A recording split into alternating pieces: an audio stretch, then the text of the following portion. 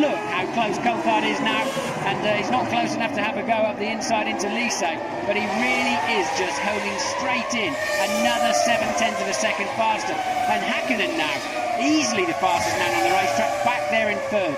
The McLaren is working beautifully. Just watch him. Coulthard can get the nose of that McLaren exactly where he wants to.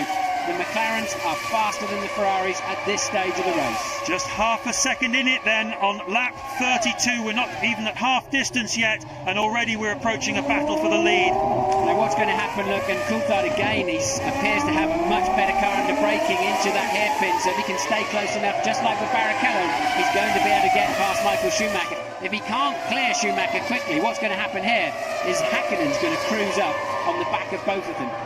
Coulthard had a slightly shorter stop than the others. I don't know whether they put a slightly less fuel in, whether he's got to go for a shorter middle stint, or whether it was just absolutely clockwork for that particular stop.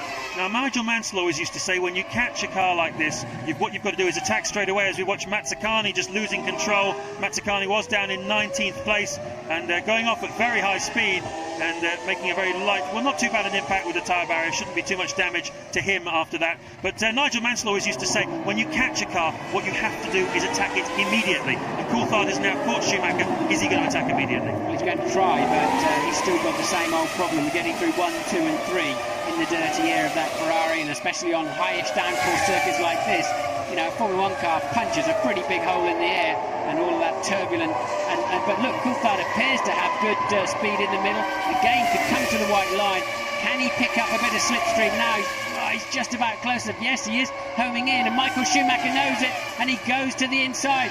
Now we know Coulthard's better under braking, and he tries to go around the outside. Oh, don't get too close to him, Dave, for goodness sake, you'll be popped up in the air. But Coulthard, he knows he's got to show Michael Schumacher some muscle. But as I said earlier on in this race, Schumacher doesn't need to win this race. David Coulthard does. That's absolutely true, and Michael Schumacher needs to be shown a little bit of strength, as you say. It's absolutely essential with Schumacher that you have a little element of fear, because he really seems to fear nobody. He walks around this paddock with such an enormous air of confidence. He swaggers around. He's the best driver in Formula 1. Everyone keeps telling him that. And David Coulthard is really on a roll. His confidence, his momentum have been growing throughout the second part of this season, and he really needs to make a move. Let's have another look, Martin. Yes, let's have another look. And there was not a lot of point in trying to squeeze Michael Schumacher at that point. It could have ended up in tears, that one with a broken wishbone. But there's another view of it, and David really saying, hey, I'm coming after you. But I think he was pushing his luck, and he was yes, do that one more time, he says. And well, other gestures. French I'm gesture, pretty obviously. impressed that Coulthard's got the presence of mind to be thinking about that as he's going around the outside trying to take the lead of the French Grand Prix. But there you go. But as advertised, it's Mika Häkkinen that's now cruising up into the picture, just 0.4 of a second behind Coulthard. And Coulthard seems to have lost just a little bit of ground as a result of that. He's obviously taking stock and just having a bit of a think about where the best place to get Michael Schumacher is. Certainly on the evidence of what we saw on lap 33, under braking for the Adelaide hairpin is going to be the best place. But also a surprise move could do well. I think Schumacher will now be expecting that move possibly into the hairpin, as we turn back and look at this battle for 6th, 7th and 8th place, still raging as it has from lap 1 between Trulli, Frentzen and Ralf Schumacher.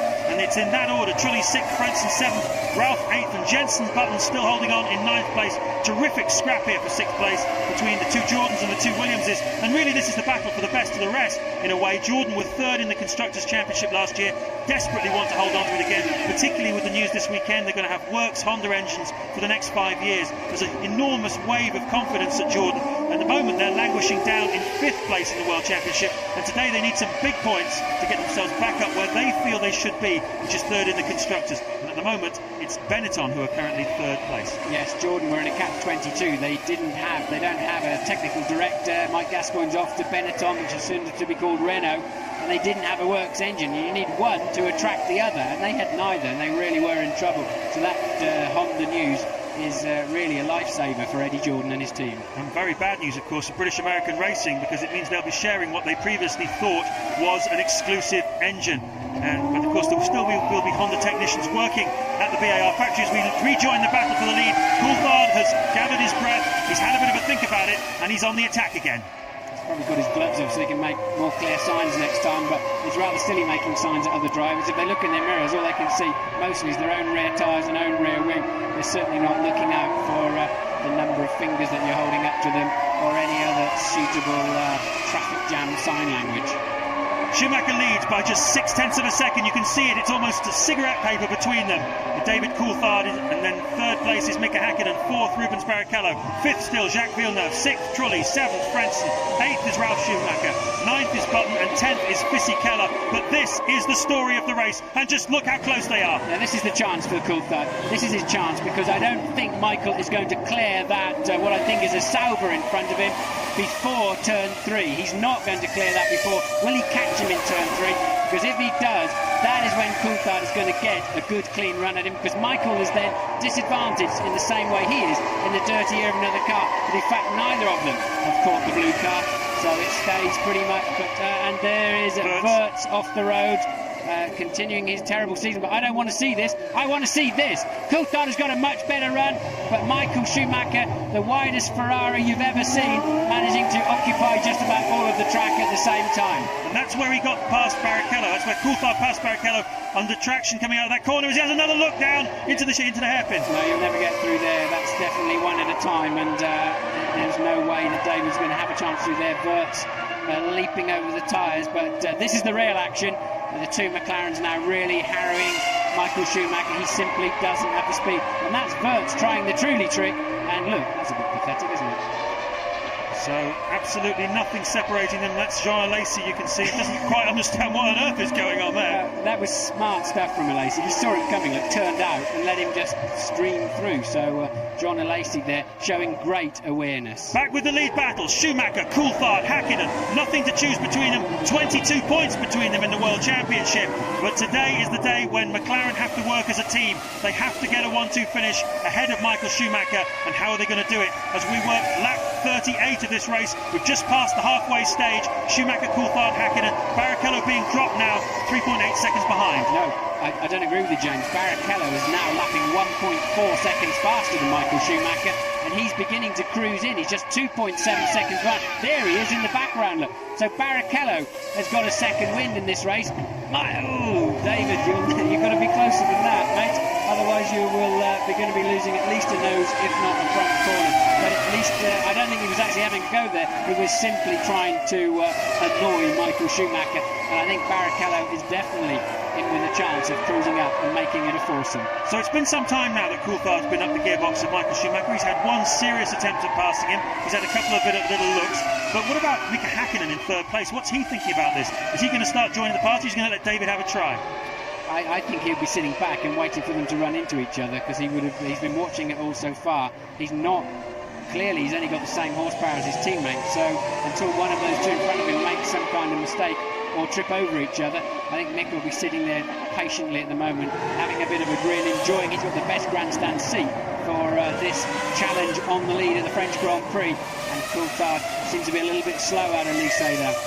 Well, American football teams talk about two sides of the skill of the game, offence and defence. Offence is the attack, and defence, of course, is keeping people behind you, and that is what Michael Schumacher is doing extremely well at the moment. He's keeping Coulthard behind him, not giving him a chance to get a run on him, and at the moment there's just absolutely nothing to choose between them in terms of pace. But Coulthard just unable. You see how much he closes up under braking into the hairpin.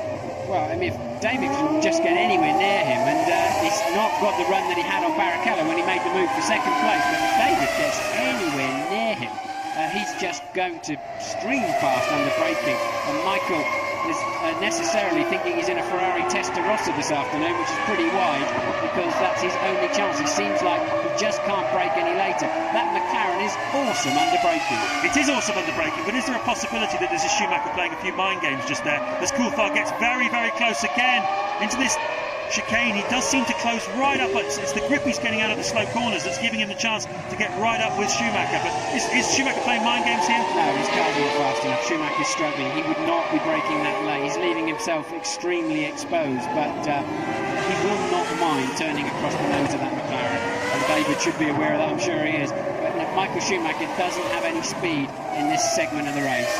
Michael Schumacher's history is a history of taking no prisoners. He's taken no prisoners in all the confrontations he's had wheel to wheel with David Coulthard down the years. There's been many an angry word exchange between the two of them. We think back to Spa in 1998. We think back to Argentina in 1998. They had to sit together on an aeroplane watching a video in order to calm each other down. They were at each other's throats.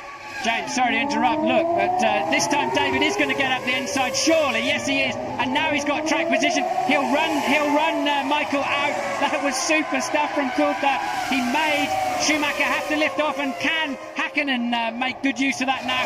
And well, Michael holding his line, but David is really in. I wouldn't want to meet him this afternoon anywhere. Coulthard really in super aggressive mode. And you were listing the times they run into each other, but more recently Silverstone, and remember in Kuala Lumpur last year, it was always David that came off best in those type of situations, just like he did then. And did you notice that he wasn't satisfied in just passing him, he actually ran him off the road to make sure he had to get out of the throttle. Here it is again, take us through it, Martin. So Michael having to cover the outside line. You're not allowed to move twice. Michael knows that, and David also knew that too. And David now thinking, okay, right, you want to play hard with me, tough with me. I'm going to run you to the outside. You're going to have to get off the throttle. And the tyre walls touched on a couple of occasions through there. And I tell you, the Formula 1 cars don't have to look close when you're that in that position. But look, they're touching again.